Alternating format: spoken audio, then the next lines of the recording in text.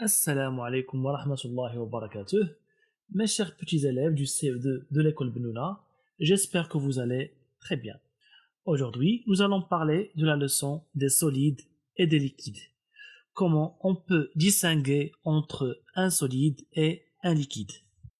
Nous allons commencer par étudier la forme des solides et des liquides.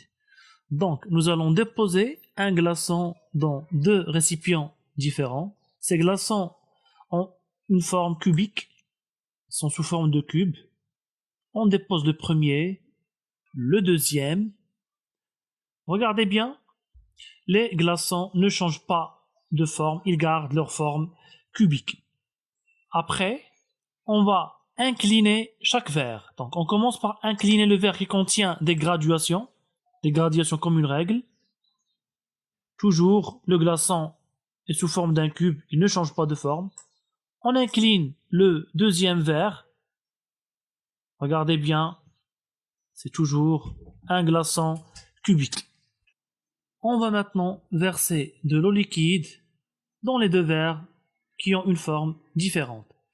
Regardez très bien que le liquide, il prend cette fois-ci la forme du verre. Et surtout, la surface du liquide, elle est horizontale. On va verser de l'eau dans le verre gradué.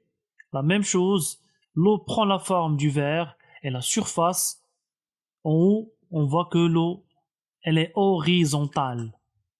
La conclusion, bien sûr, les glaçons, donc comme tous les solides, gardent la même forme, quel que soit le récipient dans lequel ils se trouvent.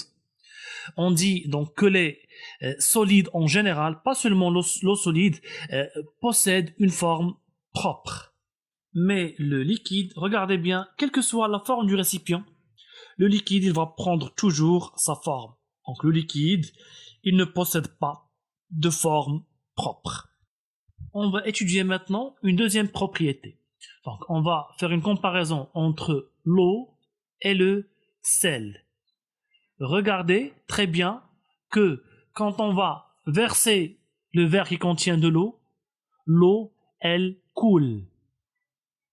On voit très bien que l'eau coule. Mais quand on verse le sel ne coule pas. C'est une autre différence entre les solides et les liquides.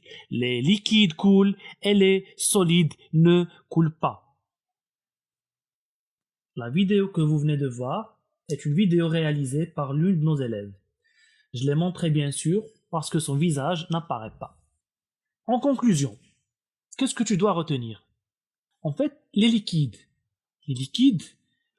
on ne peut pas les prendre avec nos mains.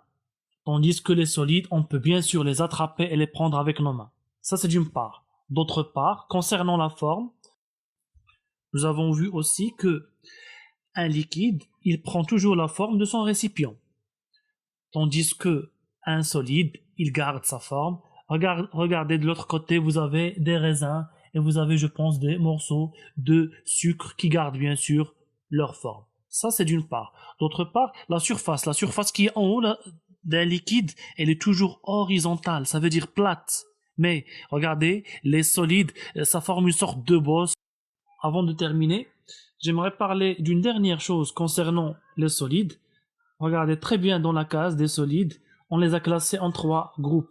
Il y a des solides qui sont durs et résistants, comme les pierres, comme une chaise. Il y a des solides qui sont mous, comme la gomme et la pâte à modeler. Enfin, il y a des solides qui sont sous forme de grains, comme la farine et le sucre.